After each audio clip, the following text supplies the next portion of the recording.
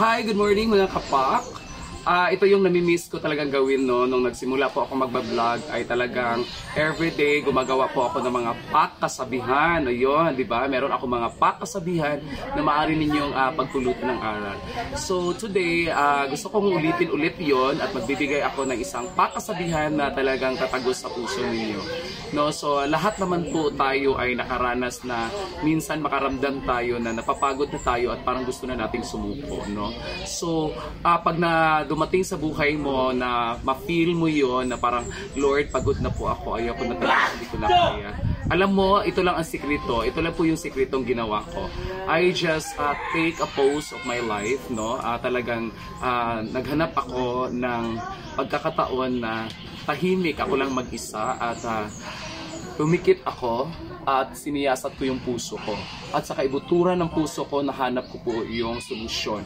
At ang solusyon po iyon ay ang pagmamahal. Yung pag-ibig na binigay ng Diyos sa atin.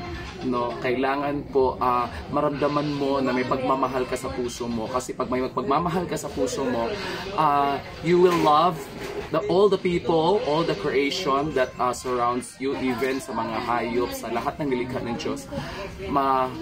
Maramdaman mo na minahal mo yon. At kapag minahal mo sila, mamahalin ka nila in return. So give love and you will reap love. That's all. Thank you, and I'm Pak na Pak.